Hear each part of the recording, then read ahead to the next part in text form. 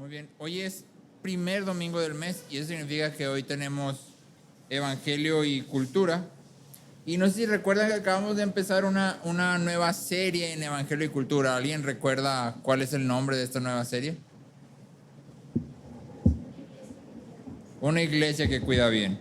Y recuerdas que en la sesión anterior vimos algunos temas rápidamente y el punto era establecer nada más una idea central, que es esta. La iglesia tiene la responsabilidad de cuidar por las almas. La iglesia, es decir, tú y yo, somos responsables de cuidar de las almas de todas las personas a nuestro alrededor. No solo los miembros de la iglesia misma, sino también aquellos que sufren fuera de la iglesia. Tú y yo tenemos la responsabilidad de cuidar y ayudar. ¿Sí? Y entonces, ya que está claro, espero que esté claro que es nuestra responsabilidad cuidar de las almas, la siguiente pregunta que tú deberías de hacerte y que espero que esté en tu mente es, ok, pero eso ¿cómo se hace? O sea, ok, es mi responsabilidad, pero ¿cómo yo puedo cuidar de alguien?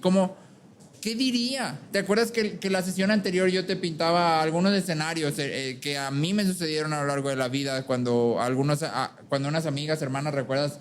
Me llamaron por teléfono para decirme que sus papás se habían divorciado y yo me quedé sin palabras y lo adelantamos el tiempo y vimos otro y así. Entonces, ¿cómo se hace? ¿Cómo podemos cuidar de las personas? ¿Qué decimos cuando una persona sufre una pérdida inesperada en su familia o cercana? ¿Qué hacemos si llega una persona que ha estado en depresión por años y no ha podido salir de ella? ¿Qué harías? Llega y viene a ti, se para frente a ti y te dice, necesito ayuda. Tú no le vas a poder decir, bueno, vete allá, te voy a pasar el número de un médico, porque ya quedamos que la responsabilidad es nuestra. Y entonces tú no puedes pasar la bolita. Es tu responsabilidad. ¿Qué hacemos con una persona que es adicta? ¿Cómo la ayudas? Adicta a cualquier cosa, adicciones hay muchas. ¿Cómo la ayudas? ¿Cómo cuidas de alguien que está diagnosticado con desorden obsesivo compulsivo o con trastorno de identidad múltiple? ¿Cómo lo cuidas? ¿A dónde en la Biblia lo llevas? ¿Qué historia bíblica le contarías? ¿Qué versículo sacarías? ¿Cómo oras por él? ¿Cómo caminas con él o con ella? Una pregunta más fundamental que podemos hacer, que engloba todo esto, es ¿cómo cambia la gente? ¿Cómo cambia en general la gente? De manera que entonces tú y yo podamos decir, ¿cómo puedo ayudar a estas personas, sea cual sea su aflicción? ¿Cómo es que yo puedo ayudarlas? Ser cristiano significa pensar como Dios. Sí. Obviamente nuestro pensamiento es finito y está un poco distorsionado, o más bien un mucho distorsionado. Nunca vamos a poder verlo todo y frecuentemente lo que sí podemos ver lo malinterpretamos. Pero Dios ve todas las cosas a plena luz. Y este es el Dios que endereza los pensamientos torcidos. Este es el Dios que convierte a hombres lunáticos en hombres cuerdos, en hombres sanos. El cristianismo es una forma de ver la vida y de proceder en la vida. Y es una forma que tú y yo aprendemos a través de la palabra. Por medio de la palabra aprendemos a actuar como Dios actúa, a sentir como Dios siente, a amar lo que Dios ama, a aborrecer lo que Dios aborrece, a desear lo que Dios desea. Segunda de Pedro 1:3 dice, su divino poder nos ha concedido todo cuanto concierne a la vida y a la piedad. Fíjate eso, su divino poder nos ha concedido todo cuanto concierne a la vida y a la piedad. Todo, mediante el verdadero conocimiento de aquel que nos llamó por su gloria y excelencia. Entonces, aquí una pregunta fundamental para ti y para mí. Cuando Pedro dice, nos ha concedido todo lo que concierne a la vida y a la piedad, ¿cuál de los problemas que yo te acabo de describir no concierne a la vida? O sea, se vive en otro plano que no sea la vida. Ninguno. Ninguno se vive fuera de la vida, ¿verdad que no? Y entonces cuando Pedro dice, su divino poder nos ha concedido, mediante el conocimiento de Cristo, nos ha concedido todo lo que concierne a la vida y la piedad. Pedro está diciendo, la palabra es suficiente. La Biblia es suficiente. Y esto significa que todos los problemas de la vida, todos sin excepción, tienen sentido a la luz de la palabra y pueden ser tratados por medio de la palabra. La palabra es suficiente, de manera que nada necesita ser añadido a ella. Y quiero hacer mucho énfasis en esta idea de suficiente. Cuando tú dices que algo es suficiente, ¿a qué te refieres? Si yo te digo, oye, ya comiste suficiente, tú dices, sí, tuve suficiente. Y luego te digo, pero ¿quieres un postre? Y tú me dices, sí. Entonces inmediatamente implica que no fue suficiente, ¿sí? O que estás cayendo en gula y ya estás pecando porque estás comiendo más de lo suficiente, ¿sí? Si tú le echas gasolina a tu carro, que sea suficiente, y luego le sigues echando más, lo más probable es que se empiece a desbordar y se tire y se desperdicie. Cuando hablamos de suficiente es, no necesita nada, nada. Y entonces el día de hoy quiero que nos concentremos en esta parte de la doctrina de la palabra. La Biblia es suficiente. ¿Sí? La doctrina se llama la suficiencia de la palabra. ¿Sí?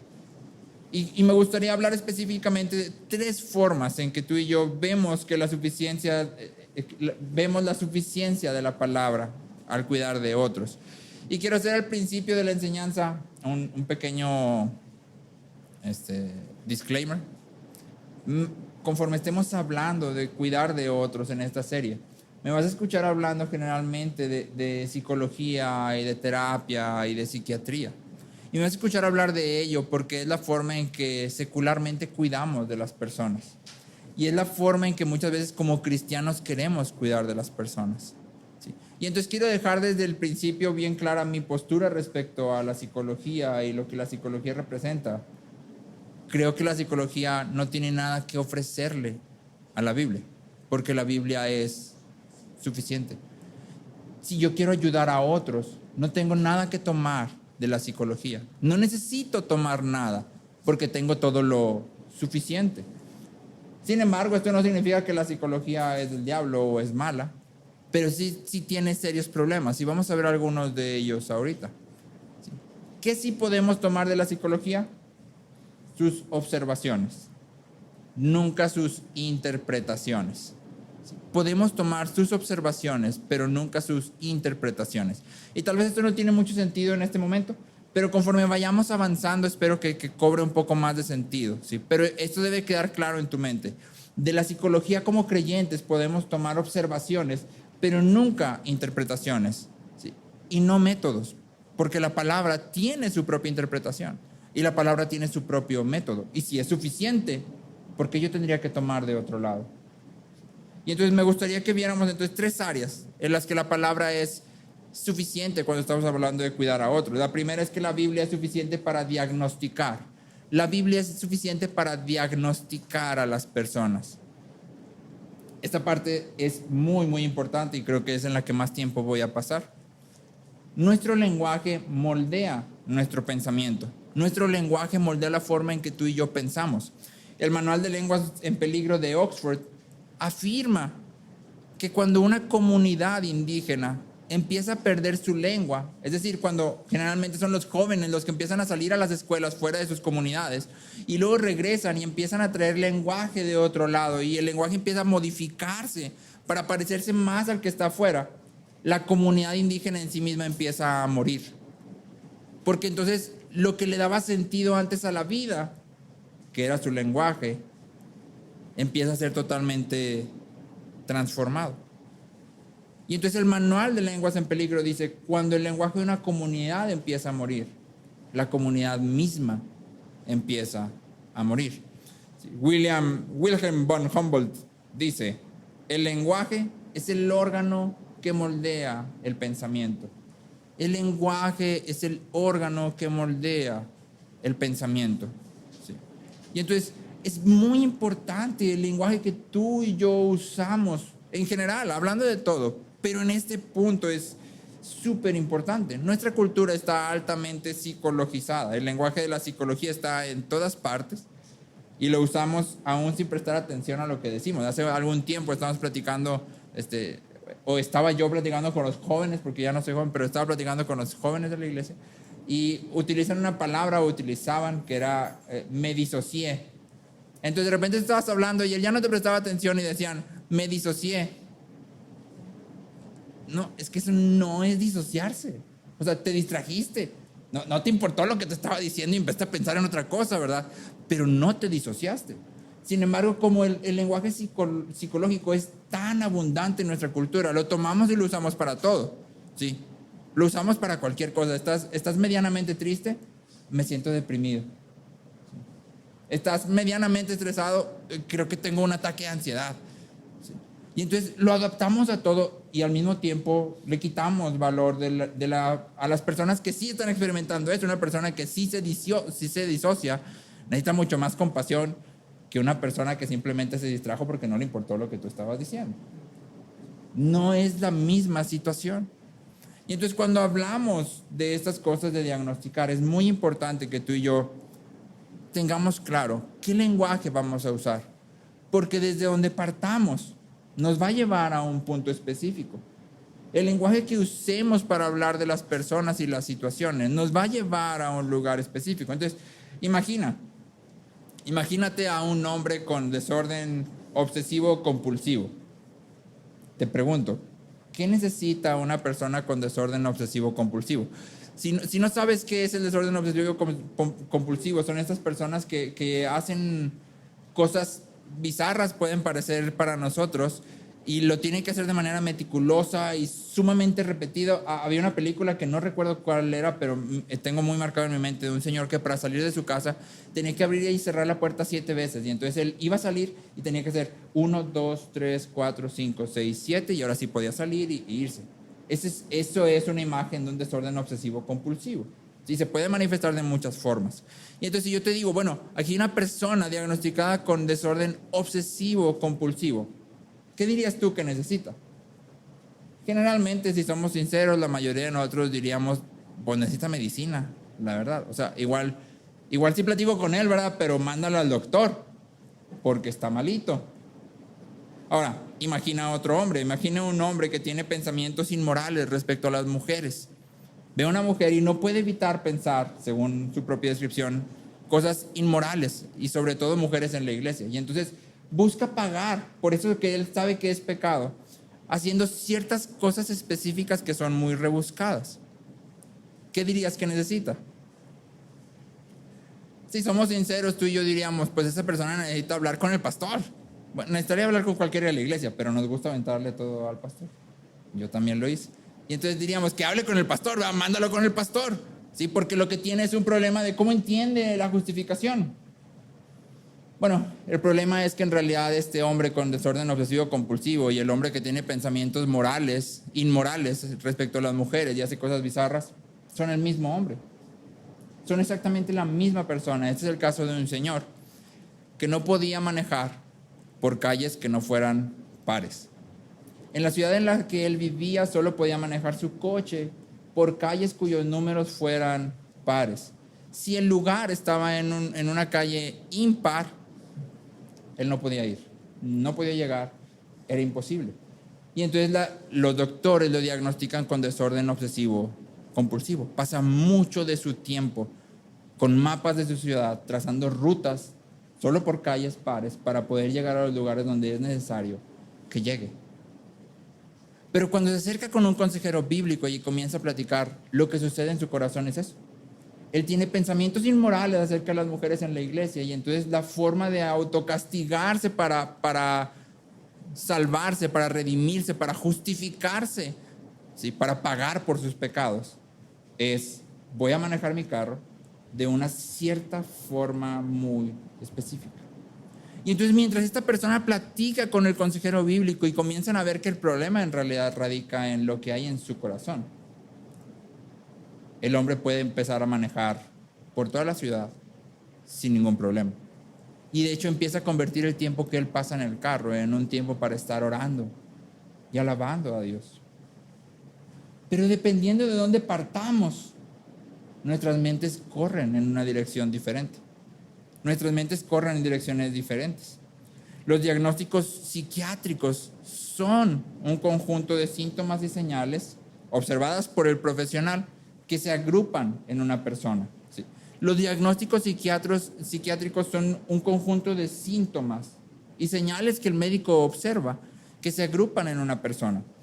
De hecho, el manual de diagnóstico de trastornos mentales, esto sería como la Biblia de los psicólogos y psiquiatras, el manual de diagnóstico dice al principio, y esto es una cita directa, dice: el diagnóstico no implica necesariamente ciertas causas concretas del trastorno mental del individuo, ni constituye una valoración del grado de control que éste pueda tener sobre los comportamientos quizá asociados a dicho trastorno.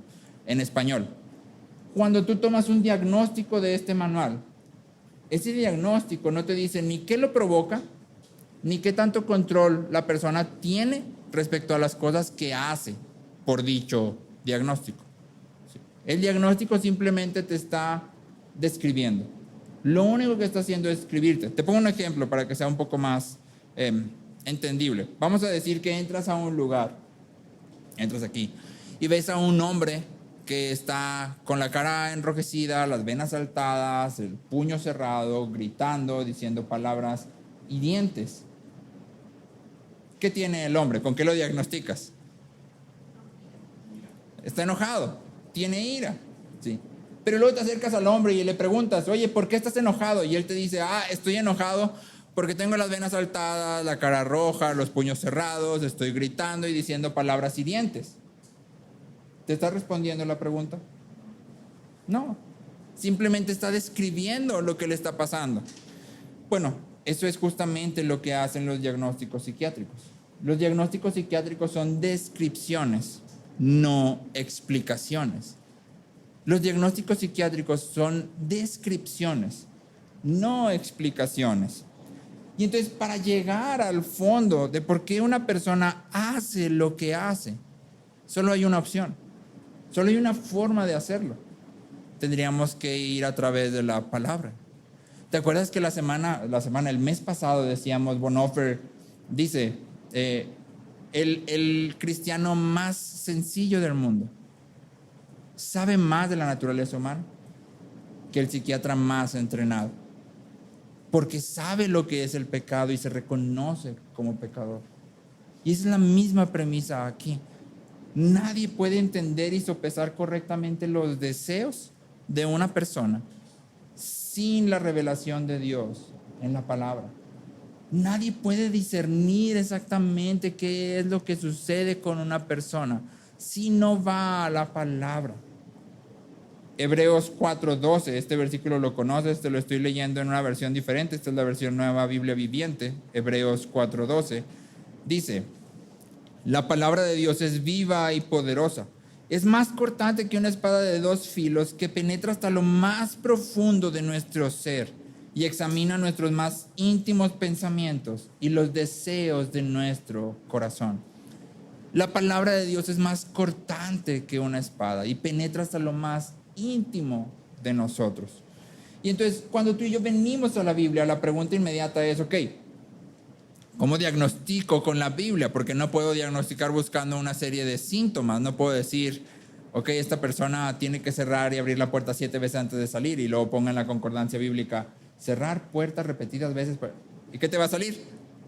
Nada te va a salir. Entonces, ¿cómo diagnosticamos con la Biblia? Cuando venimos a la Biblia nos invita a pensar en 2 campos y 2 categorías, ¿ok? 2 campos y 2 categorías. Primero, somos llamados a pensar en el hombre como cuerpo y alma. Estos son los 2 campos. Somos llamados a pensar en el hombre como cuerpo y alma y reconocer que estos 2 siempre están entrelazados. Cuando tratamos de explicar esto a los niños, siempre ponemos el ejemplo de ¿dónde se siente la tristeza? ¿Dónde sientes la tristeza? Cuando estás triste, ¿dónde la sientes? Se puede sentir en el pecho, lo puedes sentir en la panza, puede ser aquí. Cuando estás enojado, ¿dónde se siente el enojo? Puede ser en el estómago, en la boca del estómago, en los puños. Puede ser que te sientas completamente caliente. Ahora, son emociones, pero se sienten en el cuerpo. ¿Por qué? Porque los seres humanos somos alma y cuerpo entrelazados. Esas cosas son inseparables. Y entonces la Biblia nos dice, debemos de pensar en el hombre como alma y cuerpo. Lo que pasa en el cuerpo afecta al alma, y lo que pasa en el alma afecta al cuerpo. Y así, por ejemplo, entonces podemos decir que el trastorno de personalidad múltiple, o como es llamado ahora, de identidad disociativa, no es una enfermedad física, es decir, no está causada en el cerebro en sí mismo, sino que es más bien una metáfora que las personas usan para hablar de lo que les sucede. ¿Cómo podemos decir esto? ¿Cómo podemos saber esto? Bueno, porque la Biblia nos dice que todas las personas, todos los hombres y mujeres creados son un cuerpo y un alma. ¿Cuántas personas hay en un ser humano? ¿Cuántas personas puede haber en un ser humano? Una. La Biblia me invita a pensar que Dios nos ha hecho como un cuerpo y un alma. Y entonces yo tengo que reconocer que la Biblia es la única interpretación verdadera y correcta. ¿Sí? No estoy diciendo, ojo, no estoy diciendo que este trastorno no existe y que los que vengan y te digan, si algún día te toca algo de esto, les vas a decir, pues qué mentirosote, porque eso ni... No. ¿Sí? Es una forma en que están experimentando o están tratando de explicar lo que están viviendo. Y que en realidad está más influenciado por la cultura, porque si nadie te dijera que esto existe, muy probablemente tú no lo tomarías. ¿Sí? Pero tenemos que, con compasión, adentrarnos al mundo de la persona y luego reinterpretarlo a la luz de la palabra. ¿Sí? Al mismo tiempo, reconocemos que otros diagnósticos como la esquizofrenia pueden tener factores físicos que necesitan regularse mediante medicamento.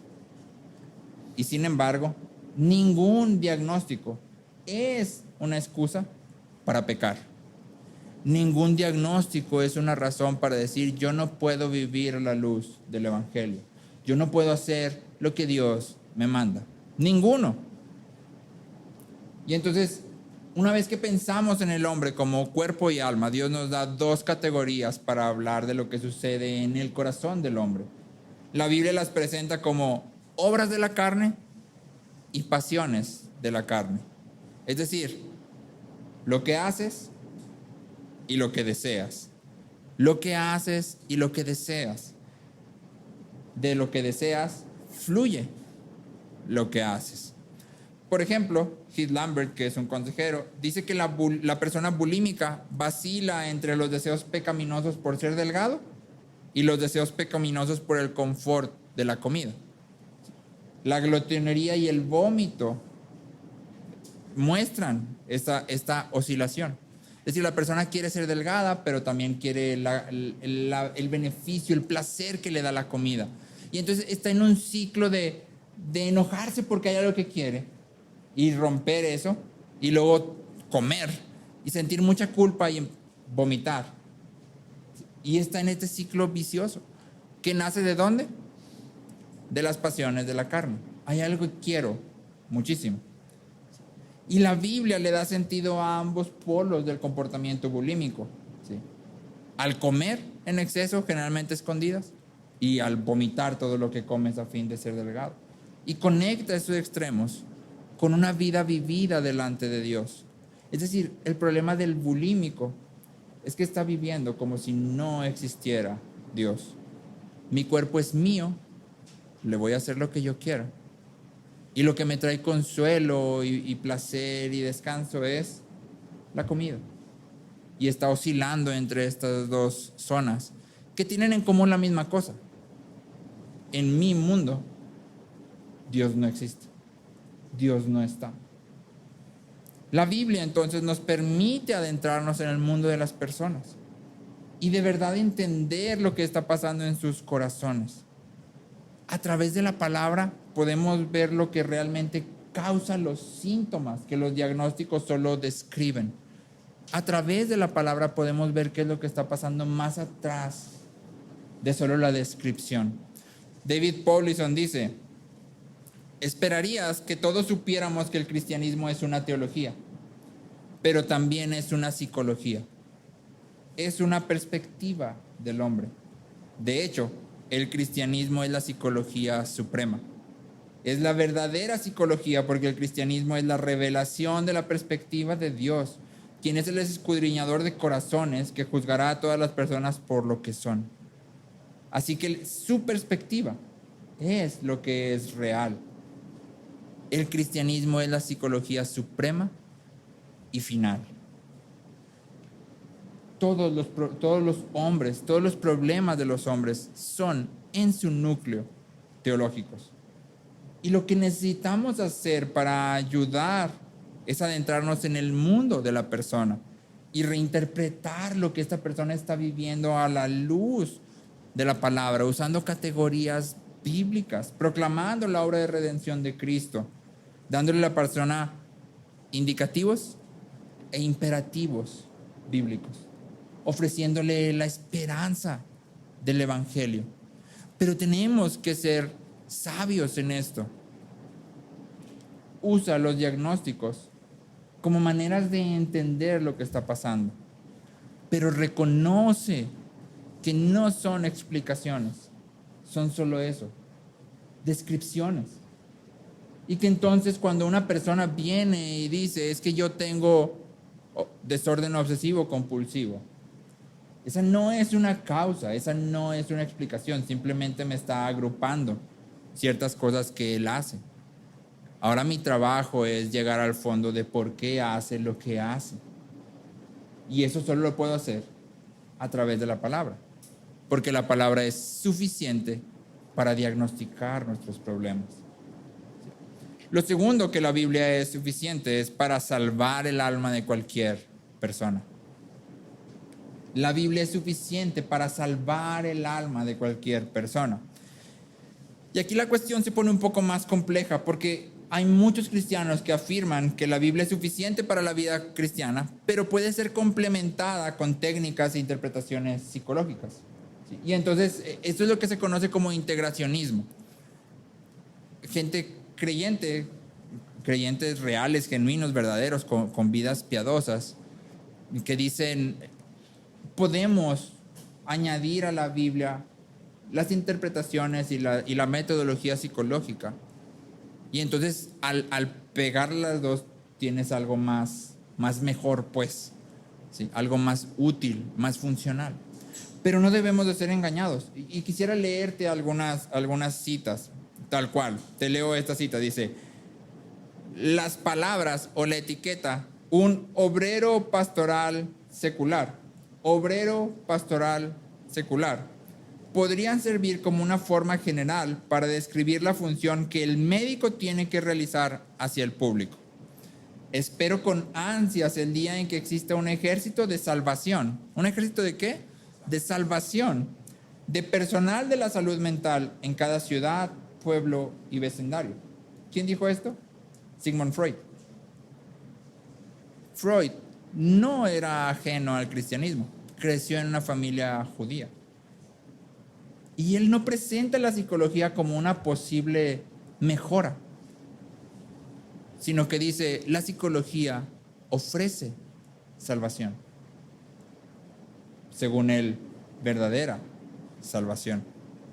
Te leo después de esta, dice, los pacientes obligan al psicoterapeuta a interpretar o a desempeñar el rol de un sacerdote y esperan y demandan que los libre de su sufrimiento.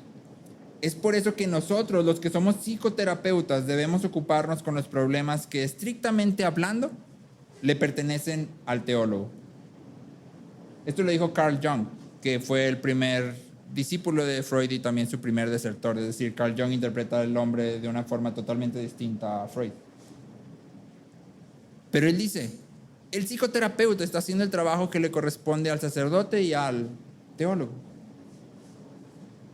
Te leo esta otra. Dice, la naturaleza humana no parece ser intrínsecamente mala, o primeramente mala, o necesariamente mala.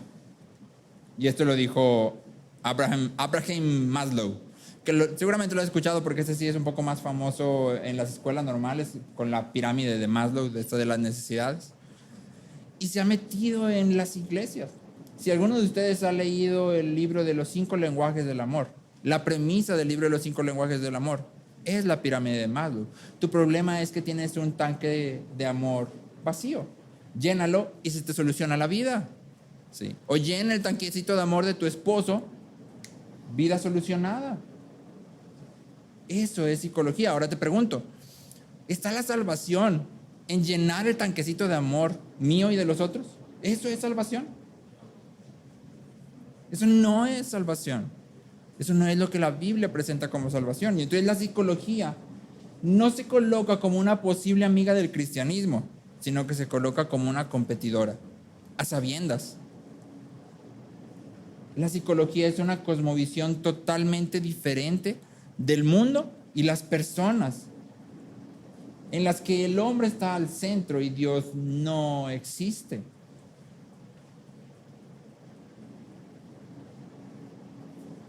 La psicología te dice, tienes un problema, y te ofrece un medio para salvación. Y entonces la psicología compite con el cristianismo. Pero la Biblia afirma su propia suficiencia. Te quiero leer 2 de Timoteo 3, del 14 al 17. 2 de Timoteo 3, del 14 al 17. Dice, tú, sin embargo, persiste en las cosas que has aprendido y de las cuales te convenciste, sabiendo de quiénes las has aprendido. Desde la niñez has sabido las sagradas escrituras, las cuales te pueden dar la sabiduría que lleva a la salvación mediante la fe en Cristo Jesús. Nota esa frase, si tienes tu Biblia, subráyala. Dice, las sagradas escrituras te pueden dar la sabiduría que lleva a la salvación mediante la fe en Cristo Jesús. Toda escritura es inspirada por Dios y útil para enseñar, para reprender, para corregir, para instruir en justicia, a fin de que el hombre de Dios sea perfecto, equipado para toda buena obra. Y entonces fíjate ahí, dice, las escrituras te pueden dar la sabiduría que lleva a la salvación. Y las escrituras están ahí a fin de que el hombre de Dios sea perfecto. ¿Qué es perfecto? ¿Qué significa cuando Pablo dice, te pueden dar la sabiduría que lleva a la salvación? Generalmente pensamos en la salvación simplemente como algo que pasa una vez cuando tú y yo oramos o recibimos a Cristo y decimos, ya somos salvos y se acabó. Pero en realidad la Biblia no presenta la salvación así, sino que la Biblia presenta la salvación como algo que sucede cuando venimos a Cristo y luego que es un proceso que sigue sucediendo hasta que Cristo vuelva. Porque tú y yo cuando venimos a Cristo somos salvos de la condenación del pecado. Ahora podemos acercarnos a Dios confiadamente. Y luego paulatinamente vamos siendo salvados del poder del pecado. Es decir, poco a poco vamos creciendo en santidad de forma que podemos negar los deseos de la carne. ¿Sí? Hasta que finalmente seamos librados totalmente del poder y del dominio del pecado. Sí. Y la Biblia presenta entonces la salvación como algo que se mueve y se extiende a través de toda nuestra vida una vez que venimos a Cristo. Te pregunto, ¿habrá trastorno de identidad disociativa en el cielo? ¿Habrá desorden obsesivo compulsivo? ¿Habrá depresión posparto? ¿Por qué? ¿Por qué podemos afirmar hoy por hoy que no va a haber nada de estas cosas? Porque sabemos que Cristo ha venido a redimirnos de todo esto. Ese es el punto. Cristo ha venido a redimirnos de todo esto. Todos estos problemas van a ser finalmente erradicados mediante la sangre de Cristo y el poder del Espíritu Santo, que es el dador de vida.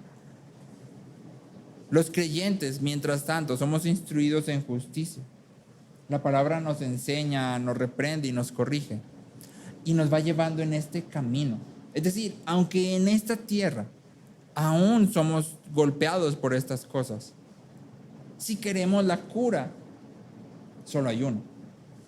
Y es Cristo, revelado a través de la palabra de Dios. Promover cualquier solución que no sea la de Dios es darle a la gente agua en vez de quimioterapias. Es darle atole con el dedo, es darle, como decía un autor, opio al pueblo, transformando la frase de Karl Marx. La única solución real, la única solución verdadera, la única solución que de verdad funciona es la que Dios propone, porque Él es el creador. Y entonces te pregunto, para elevar esto un poquito más, porque es fácil decir aquí mientras estamos sentados, sí, la palabra de Dios es suficiente, pero ¿qué harías cuando llegue una persona con un diagnóstico difícil? ¿Qué harías, por ejemplo, si una persona, cómo aconsejarías a una persona que está diagnosticada con 35 personalidades distintas, desorden bipolar, depresión y tiene ataques de ansiedad que le duran horas y horas? ¿Cómo lo aconsejas? ¿Vamos a orar? ¿Cómo lo aconsejas? ¿Qué le dices? ¿A dónde lo llevas? Laura Hendrickson, que es una consejera bíblica, atendió a esta persona y ella fundamentó su consejería en un solo pasaje, Romanos del 6 al 8. Leyeron juntos durante 58 sesiones Romanos 6 al 8. Leyeron algunos otros libros, leyeron La gracia de Dios para la vida cotidiana de Jerry Bridges, cuando la gente es grande y Dios es pequeño de Ed Welch, y El rol de la ayuda idónea de Fitzpatrick. Pero finalmente la idea de estos libros es: Dios está en tu vida cotidiana, tú le debes algo a Él y Dios te ha asignado cierto rol que debes de cumplir. Al final de las 58 semanas, esto es lo que escribe Laura Hendrickson, dice: antes de la consejería, Mariana se veía a ella misma como permanentemente dañada por las terribles experiencias de su niñez, sin poder para ser nada más que una víctima impotente. Verse a ella misma como revestida de la justicia de Cristo y resucitada a una nueva vida le dio esperanza de que podía cambiar los patrones del pasado al descansar en el poder de Cristo. Los problemas como los de Mariana requieren paciencia de hierro, amor sincero, tiempo generoso, confianza probada y una firme dependencia en el poder del Espíritu Santo, ministrado a través de la palabra de Dios y la oración. La palabra de Dios es suficiente. Es suficiente. Si vamos a ayudar a las personas, tenemos que tener una convicción firme y total de que la palabra de Dios es suficiente. Yo no sé, yo me pondría en los zapatos de esta consejera y diría 58 sesiones. 58. No sé, imagínate que los vean cada 15 días porque trabaja en un centro de consejería. Eso es más de un año que esta persona está pasando con esta persona.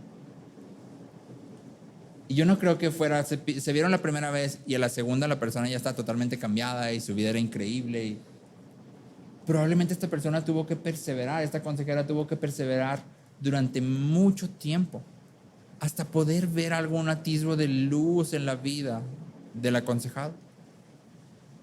Y en ningún momento dice: bueno, voy a intentar otra cosa que no sea la palabra. Yo creo que Romanos 6 al 8 como que no está funcionando. Sí, esa porción como que no sirve para esto. Sino que su convicción es total. La palabra de Dios es suficiente. Es suficiente. Persevera, porque la palabra de Dios es lo único que transforma los corazones de los hombres. No hay nada más. La fe es el medio por el cual nuestros corazones pueden ser restaurados para hacer lo que fue diseñado para que hiciera: adorar a Dios en pensamiento, deseo y decisión. Te fijaste en el versículo de Timoteo, decía: desde la niñez has sabido las sagradas escrituras, las cuales te pueden dar la sabiduría que lleva a la salvación mediante la fe en Cristo Jesús. Mediante la fe en Cristo Jesús. La fe es el medio por el cual nuestro corazón puede ser restaurado para hacer lo que Dios lo ha diseñado para hacer: adorarlo a Él en pensamiento, deseo y decisión. Y hay una sola forma de crecer en nuestra fe: ¿con medicamento? Deme varias de esas pastillas si me hacen falta. ¿Con metodologías seculares? Hay una sola forma: a través de la palabra. Esa es la única forma en que tú y yo crecemos en nuestra fe. A través de la palabra mediada cuando leemos 1 a 1, cuando venimos a la congregación y hablamos la palabra y nos asombramos juntos de la palabra, cuando cantamos la palabra, cuando oramos la palabra. La palabra es lo único que puede transformarnos. Y aquí hay un punto importante. No te estoy diciendo, porque esto no creo que funcione, que cuando una persona con un problema difícil venga, tú le vas a recetar 2 Romanos del 6 al 8 cada 24 horas por 12 días. Listo, ya se hizo. ¿Sí? Así no funciona esto. Así no funciona esto. Esto no es, le voy a dar una receta de cuántos versículos va a leer al día y listo. ¿Sí? Lo que estamos diciendo aquí es que nuestro trabajo al tratar de ayudar a las personas es traerlos a la palabra y luego aplicar la palabra a sus situaciones específicas. ¿Qué significa esto que estás leyendo para lo que tú estás viviendo? ¿Cómo esto se conecta contigo? ¿Cómo esto revela lo que hay verdaderamente en tu corazón? ¿Y cuál es la solución que Dios propone? Que esa es la única solución a lo que está sucediendo contigo. Nuestra meta, nuestro objetivo es que la persona crea y obedezca. Crea y obedezca. Nos gusta mucho la parábola de los 2 hombres, que hasta hay una cancioncita que construyó. Uno construyó su casa sobre la arena y el otro construyó su casa sobre la roca. La cuestión es que nos pasamos muy rápido, que el hombre que construye su casa sobre la roca, dice Jesús, que es aquel que escucha y hace lo que él ha hablado. Es el que oye y pone en práctica lo que Cristo ha hablado.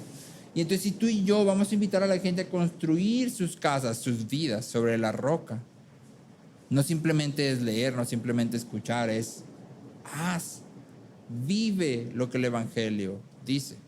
Y aplica esto personalmente, porque todos aquí tenemos cosas que deberíamos de cambiar. ¿Quieres cambiar? Escucha y haz. Piensa y desea lo que Dios piensa y desea. Ama y busca lo que Dios dice que deberías de amar y buscar. ¿Quieres cambiar y estás desesperado y dices, no puedo cambiar esto de mí? Aquí está. Ven a la palabra y vive la palabra. Si crees que simplemente por escucharla o por leerla o por escuchar al predicador más pro de YouTube vas a cambiar, eso no es real.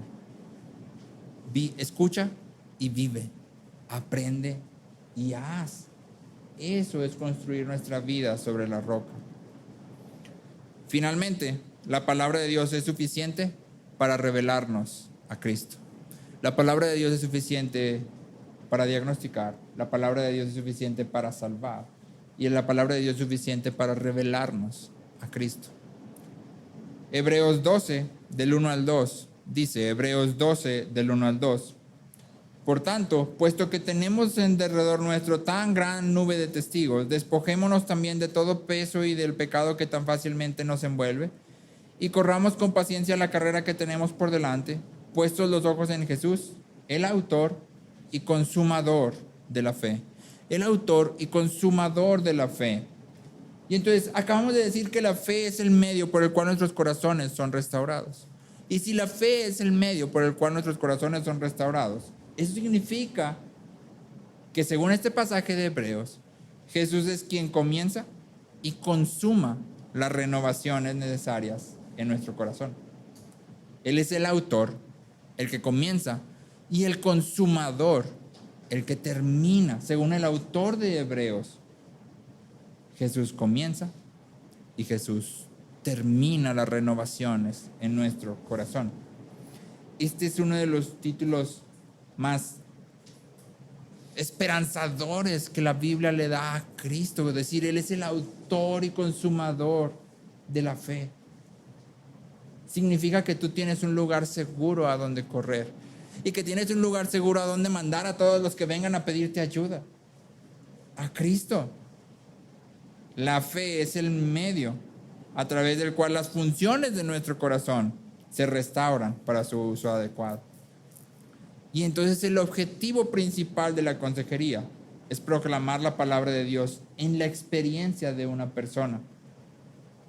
El objetivo principal de la consejería es proclamar la palabra de Dios en la experiencia de una persona. Y ojo ahí, en la experiencia. ¿Cómo se conecta? Dios es personal. Y todas las cosas que Dios habla, las habla personalmente a nosotros. Se conectan con nuestra vida de manera personal. Dios no habla en generalidades. Dios es personal. Y entonces tú y yo proclamamos la palabra de Dios con la esperanza de que el Espíritu produzca en el aconsejado fe en Cristo. Y proclamamos una vez, y luego otra vez, y luego otra vez, y luego de nuevo, y luego de nuevo, y luego de nuevo, y luego de nuevo. Y así hasta que... Y luego cuando veas que hay fe y que la persona empieza a cambiar, ¿qué haces? Proclamas la palabra. Otra vez, y otra vez, y otra vez. Primera de Corintios 1, del 8 al 9. Primera de Corintios 1, del 8 al 9 dice: Él, Dios, también los confirmará hasta el fin, para que sean irreprensibles en el día de nuestro Señor Jesucristo. Ojo, ¿a dónde nos está llevando Dios? ¿Cuál es la forma final de tu persona? Perfecto. Según el pasaje de Corintios, irreprensible. ¿Qué está haciendo Dios en ti y en mí? Nos está haciendo irreprensibles, perfectos. Y me gusta este versículo porque dice: Él también los confirmará hasta el fin, para que sean irreprensibles en el día de nuestro Señor Jesucristo. Fiel es Dios, por medio de quien fueron llamados a la comunión con su Hijo Jesucristo, nuestro Señor. Y ahí en medio está toda la esperanza. Ahí en medio está el ancla. Fiel es Dios. Él está haciendo algo, y a diferencia de ti y de mí, Él no cambia de parecer. A diferencia de ti y de mí, Él no tiene muchas ganas un día y al otro ya no tiene tantas. A diferencia de ti y de mí, Él no dice: ay, no, esto está muy difícil, ya mejor así que se quede. Fiel es Dios. El cambio cristiano, el único cambio verdadero, no es un proceso intelectual, aunque sin duda implica o incluye nuestro intelecto. No es simplemente construir inteligencia emocional, aunque sin duda también involucra nuestras emociones. No es simplemente dejar de hacer ciertas cosas para hacer otras, aunque sí implica vivir de cierta forma. El cambio cristiano es una relación personal con el Dios que nos vio desde antes de la fundación del mundo. El Dios que nos ha amado y que nos está transformando a la imagen de su Hijo amado. El único ser humano perfecto. El cambio cristiano es una relación. Los vasos de barro, o sea, tú y yo, los vasos de barro nunca entienden completamente al alfarero, aunque pueden conocer cosas del alfarero por el toque que los va moldeando. Podemos saber que Él es sabio, que Él gobierna activamente, que su mano providencial es bondadosa y que es justa, que Él da vida, que Él edifica y nutre, que Él destruye y quita vida. Podemos saber que Él renueva. No podemos entender todo lo que hace y por qué lo hace como lo está haciendo o por qué no lo hace ya, pero sí puedo saber que Él es bueno y Él es fiel y que Él me ha llamado, y si me ha llamado, Él va a terminar lo que Él empezó. Él es el autor y el consumador. Él comienza y Él termina, y nos invita a trabajar con Él, obviamente, porque como dijimos, si queremos cambiar, debemos de escuchar y hacer. Pero es Él quien está al mismo tiempo haciendo todo. ¿Cómo ayudamos a las personas? ¿Qué hacemos cuando una persona viene con una situación difícil ante nosotros y nos dice: ayúdame? ¿Qué le ofreces? A Cristo a través de la palabra. ¿Qué más quieres ofrecerle? ¿Qué más necesita una persona? Lo único que tú y yo y todo mundo necesita es a Cristo a través de su palabra. Y junto con eso toda nuestra vida es transformada porque nosotros somos transformados. Puede ser que a tu alrededor no cambie nada, pero el hecho de saberte amado y cuidado por un buen rey, eso transforma todo. Y junto con eso Cristo también se da él mismo y da a su iglesia. ¿Qué le ofreces a una persona en necesidad? Ofrécele la palabra. Diagnostícalo desde la palabra. Llévalo por medio de la palabra a Cristo. No hay otra fuente de salvación. No hay otra cura. No existe. Y aplica esto también a tu vida. Estás luchando para cambiar. Hay cosas en ti mismo que ya sabes que tienes que quitar, pero que te esfuerzas un día, dos, llevas una racha buenísima de 4 y al quinto, no pierdas la esperanza. ¿Qué deberías de hacer cuando te estrellas? Corre a Cristo. Clama a Dios, ayúdame, porque tú has prometido cambiarme. Ayúdame. Y la grandiosa noticia es que Dios es fiel. Dios es fiel. Él quiere cambiarnos. Y como dice en Isaías, todo lo que quiero, haré. Todo lo que quiero, haré. ¿Hay dudas de que seremos transformados? No. ¿Cuándo? No sé. Yo quisiera que fuera mañana. Pero el alfarero sabe mejor que yo. Yo soy un simple vaso de barro. Lo que me corresponde a mí es ser fiel en lo que Dios me ha llamado e invitar a otros a este mismo caminar. Ven a Cristo. No hay otro lugar. En las palabras de Pedro, ¿a dónde más iremos si tú tienes palabras de vida?